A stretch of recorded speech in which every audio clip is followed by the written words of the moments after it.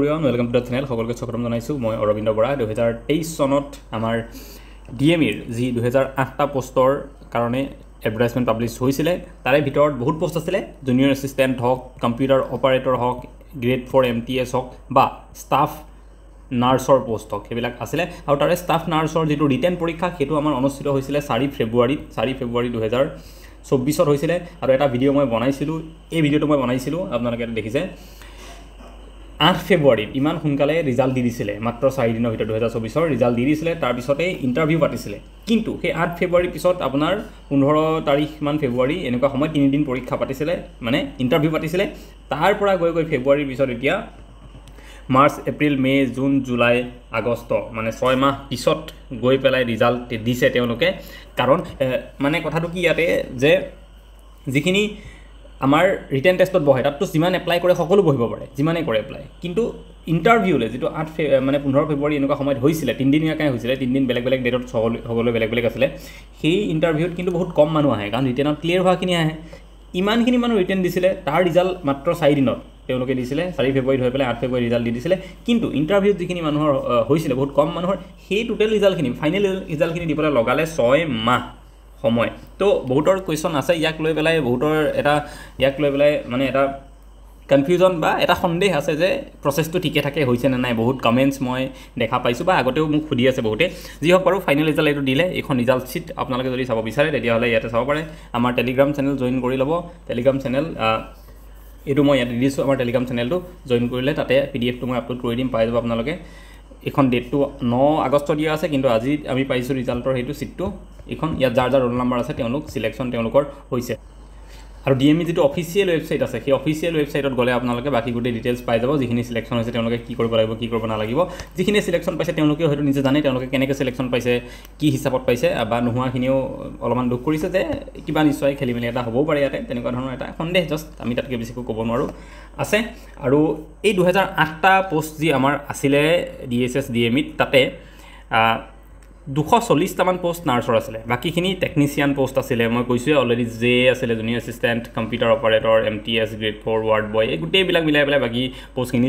আছিল বাকি পোষ্টখিনি কথা কেতিয়া পৰীক্ষা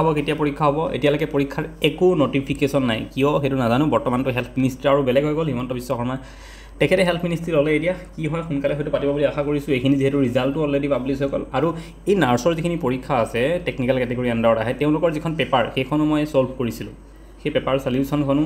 আপোনালোকে মোৰ চেনেলত পাই যাব ভিডিও এটা দিয়া আছে পেপাৰখন চাব পাৰে আপোনালোকে কিয় চাব পাৰে বা সেই ভিডিওটো চাব পাৰে আপোনালোকে কিয় চাব পাৰে কাৰণ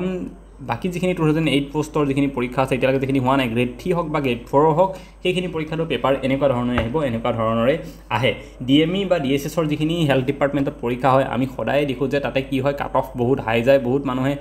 বহুত বেছি কষ্ট কৰে কিন্তু হলেও সিলেকশন তেওঁলোকৰ নহয়গে মই যোৱাবাৰ ডিএসএস ত সিলেকশন হৈছিল এৰিয়াৰ যিদিনাখন ৰিজাল্ট দিছিলে একে দিনাখনেই ডিএসএস ৰ ৰিজাল্ট দিছিলে আৰু সেই দিনাখন মই সিলেকশন পাইছিলো আমি জানো 50টা কোৱেশ্চন আহে ডিএসএস ৰ যিকোনো পৰীক্ষাত হয়নে তাতে আমাৰ জিকেৰ পৰা আহে 30 কোৱেশ্চন তাৰপিছত আমাৰ ইংলিছৰ পৰা আহে 10 কোৱেশ্চনছ আৰু মেথছৰ পৰা 10 ৰিজনিং নাহে টোটাল 50 কোৱেশ্চন আহে আৰু ইয়াৰ ভিতৰত যদি মই চাওঁ তেতিয়াহলে মেথছ আৰু ইংলিছত মই 100% শুদ্ধ কৰিছিলো ইংলিছত 10টা শুদ্ধ হৈছিল মোৰ মেথছত 10টা শুদ্ধ হৈছিল মই ভাবিছিলো মোৰ 9টা শুদ্ধ হৈছে বুলি পৰীক্ষা হলত কিন্তু ঘৰত আহি চালো মোৰ 10টাই শুদ্ধ হৈছিল লাকিলি জিকেত মোৰ দুটা কোৱেশ্চন ভুল হৈ গৈছিল তো টোটাল মই 48টা কোৱেশ্চন 48টা কোৱেশ্চন শুদ্ধ কৰিছিলো তাৰ পিছতহে যাই পেলাই মোৰ মানে ৰিজাল্ট আহিছিলে ওকে তাকো মোৰ ইডব্লিউএছ ত মই এপ্লাই কৰা আছিল হয়তো সেই কাৰণে পালো যেন নাজানো বাৰু এনে এপ্লাই হৈছিল না ইডব্লিউএছ কে এটোত নাজানো তেতিয়ালৈকে উঠাই দিছিলে নেকি গম নাপাওঁ বাৰু বাট মই ইডব্লিউএছ দি থোৱা আছিল তেতিয়া তো জেনেৰেল হক বা ইডব্লিউএছ হক এনেটো মই জেনেৰেল ক্যাটেগৰী হয় তো 48টা কাৰেক্ট কৰা পিছতে হৈছিল মোৰ লগৰ বহুত আছিল জনে 45 কোৱেশ্চন আউট অফ 50 কাৰেক্ট কৰিছিল তেওঁলোকৰ সিলেকশন হোৱাই নাছিল গতিকে বহুত হাই কাট অফ যায় আৰু কোৱেশ্চন বাৰু ইমান টান নাহে ঠিক ঠাক কোৱেশ্চন আহে সায়েন্সৰ কোৱেশ্চন আহে ওয়াৰ্ল্ড জিওগ্ৰাফি কোৱেশ্চন কেবিলাক কোৱেশ্চন বহুত আহে আৰু আসাম ৰিলেটেড কোৱেশ্চন হেলথ পৰীক্ষাত নাহে আসামৰ একো কোৱেশ্চনে নাহে তাত একদম নুকুমাই কোৱেশ্চন তাত পুলতে কেতিয়াবা এটা আহি গলে আহি যায় জিকেট আদাৰৱাইজ অসমৰ কোৱেশ্চনে নাহে তো কথা পাতিম যদি যেতিয়া আমাৰ এই গুটেই পোষ্টখিনিৰ বিষয়ে আহিব নটিফিকেশন যে এক্সাম হ'ব বুলি আমি আকৌ কথা পাতিম আপোনালোকে চেনেলৰ সৈতে জড়িত হৈ থাকিব পাৰে যদি ডিএমই ডিটেইলছ আপডেট আপোনালোকে পাব বিচাৰে যেতিয়া পৰীক্ষা হ'ব তেতিয়া আমি ভালকৈ প্ৰিপাৰেচন কৰিম বা এতিয়াও এডিআৰি আমাৰটো গুটেই পোষ্ট ওলাই গ'ল এইবিলাক হৈ গ'ল ডিএসএস বা ডিএমইৰ যদি কিবা পোষ্ট আহে সেই বিষয়ে আমি জনাই থাকিম সময় বা এপিডিচিএলৰ আমাৰ পোষ্ট অহাৰ কথা আছে তাতেওনো কি হয় চাওঁ এপিডিচিএলৰ তো আমাৰ অকল এছিষ্টেণ্ট একাউণ্টছ অফিচাৰ AA পোষ্টখিনিহে আহিছে, বাকী বহুত পোষ্টটো অহাই নাই। সেইবিলাক পোষ্টক লৈ পেলাই আমি কথা পাতিম সময়ৰ লগে লগে যেতিয়া আহিব। আমি আমাৰ কালি এটা মক টেষ্ট লঞ্চ কৰিছিলোঁ ADRE মানে নতুন পেটাৰ্ণত। আপোনালোকে ছাইডত গোটেই আমাৰ ডিটেইলছটো দেখিবলৈ পাইছে, ইয়াত কেনেকুৱা গোটেইখিনি লিখা আছে। একদম ওপৰত যিটো কথা লিখা আছে যে মেড বাই চিলেক্টেড কেণ্ডিডেটছ, তাৰমানে আমি যোৱা বছৰ ADRE পাছ কৰা 13-14জনমান মানুহ আৰু APSC পাছ কৰা মানুহ আছে, বেলেগ বেলেগ পৰীক্ষা APSCৰ, তেওঁলোকে মিলি পেলাই আমি এটা নতুন পেটাৰ্ণত মক টেষ্ট সিৰিজ বনাইছোঁ। নতুন পেটাৰ্ণ মানে কি, আমাৰ যে এতিয়া ছ'চিয়েল ছায়েন্সৰ কুৱেশ্যন যে 30টা আহিব বুলি ক'লে, ইংলিছত যে আগতে 20টা আহিছিলে, এতিয়া 35টা আহিব বুলি ক'লে, ইংলিছ কম্প্ৰিহেনশ্যনটো যে অলপ বেলেগ হৈ গ'ল, আমি কি হ'ব আইডিয়াই পোৱা নাই চবে, হয়নে? তো কেনেকুৱা হ'ব পাৰে পেপাৰখন, আমাৰ যিখন পেপাৰ আমি পৰীক্ষাত দেখিবলৈ পাম, সেই পেপাৰখন কেনেকুৱা হ'ব পাৰে? তেনেকুৱা সেবাৰ এখন মডেল পেপাৰ আমি বনাইছোঁ, এখন নহয় 4খন বনাইছোঁ তেনেকুৱা পেপাৰ আমি। তো ডিটেইলছখিনি ইয়াতে লিখাই আছে, আপোনালোকে লৈ ল'ব পাৰিব। মই এবাৰ পটককৈ কৈ দিছোঁ ডিটেইলছখিনি, তাৰপিছত মই কেনেকৈ ল'ব লাগে সেইটো কথাও কৈ দিম। সো সেবা মডেল পেপাৰ, একদম সেবা যেনেকুৱা পেপাৰ আহিব আমি তেনেকুৱা ধৰণে পেপাৰখিনি বনাইছোঁ। আৰু যিখিনি কুৱেশ্যন লেভেল আছে, যোৱাবাৰ ADRE যেনেকুৱা লেভেলৰ কুৱেশ্যন আছিলে আমি তেনেকুৱাই দিছোঁ, কাৰণ এইবাৰো তেনেকুৱাই আহিব, তাতকৈ টান কুৱেশ্যন কোনো কাৰণত নাহে, ঠিক আছে? সেইটো লেভেলত দিছোঁ। আপোনালোকে দি চালে গম পাব যে আপোনালোকৰ কিমানখিনি প্ৰিপাৰেশ্যন চলি আছে এতিয়া নতুন পেটাৰ্ণটোৰ হিচাপত। অ'কে, তাৰপিছত special focus on English and social science. Social ছায়েন্সৰ যিটো ছেকশ্যন এটা থাকিব আমাৰ 30 মাৰ্কছৰ, সেই গোটেই ছেকশ্যনটোত আমি যিমান কুৱেশ্যন দিছোঁ চব আমাৰ ছ'চিয়েল ছায়েন্সৰ কিতাপৰ পৰা আমি লৈছোঁ, কোনো বেলেগ চ'ৰ্চৰ পৰা লোৱা নাই। চব আমাৰ যিবিলাক কিতাপ আছে সেবাৰ আমি সেইবোৰ খুলিছোঁ, খুলি চাই তাৰ পৰা দিছোঁ। আৰু মইতো ছ'চিয়েল ছায়েন্স পঢ়াই আছোঁ বহুত দিনৰ পৰা, গতিকে সেইখিনি মোৰ ভালকৈ আইডিয়া আছে। সেই ছেকশ্যনটো বনাইছোঁ। আৰু ইংলিছ যিটো চবতছে ইম্পৰ্টেণ্ট আমাৰ হৈ গ'ল এতিয়া, কাৰণ জিকেত 65 মাৰ্কছ থাকিব, আৰু তাৰপিছতে ছেকেণ্ড হাইষ্ট মাৰ্কছ আমাৰ থাকিব ইংলিছত 60 মাৰ্কছ। গতিকে ইংলিছত আমাৰ চব টপিকৰ এভৰিথিং টপিক আমি কভাৰ কৰিছোঁ তাতে। চব মানে আমি মেট্ৰিকত যিবিলাক আনকি পঢ়িছিলোঁ, কম্বাইন চেণ্টেন্স, টেগ কুৱেশ্যন, তালৈকে মই এৰা নাই, চব টপিক কভাৰ কৰি দিছোঁ, যাতে আপোনালোকে যদি কোনোবা এটা কুৱেশ্যন নোৱাৰে তেতিয়া যাতে আইডিয়া পায় যে এই টপিকটো তাৰমানে মোৰ পঢ়া হোৱা নাই, মই পঢ়িব লাগিব, সেই আইডিয়াটো পাবৰ কাৰণে চব এড কৰিছোঁ ইয়াতে আমি। তাৰপিছত total number of mock test আপোনালোকে 4টা থাকিব, আৰু প্ৰতিটো মক টেষ্টত 150টাকৈ কুৱেশ্যন থাকিব। যিহেতু নতুন পেটাৰ্ণৰ মতে 150টা কুৱেশ্যন থাকিব, হয়নে? জিকে আমাৰ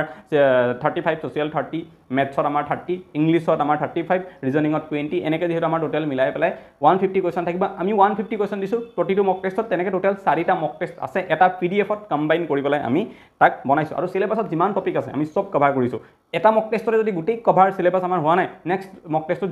যিবিলাক টপিকৰ ওপৰত প্ৰথমটোত কুৱেশ্যন দিয়া হোৱা নাই, ছেকেণ্ডটোত দিছোঁ। যিবিলাক কুৱেশ্যন ছেকেণ্ডটোতো দিয়া নহ'ল, যিবিলাক টপিকৰ পৰা কুৱেশ্যন, থাৰ্ড মক টেষ্টত দিছোঁ। এনেকৈ আমি 4টা মক টেষ্টত 600 কুৱেশ্যন আছে total. Maths, English, reasoning, social science, reading comprehension দিছোঁ, তাত চব মিলাই পেলাই 600 কুৱেশ্যন আছে। আৰু আমাৰ গোটেই চিলেবাছ যিখন থাকে যিকোনো কম্পিটিটিভ এক্সামৰ, গোটেইখিনি আমি তাতে কভাৰ কৰিছোঁ। আৰু এনচাৰ কিউ আপোনালোকে লগতে ইয়াত পাব, আমাৰ এনচাৰ কিউ থাকিব।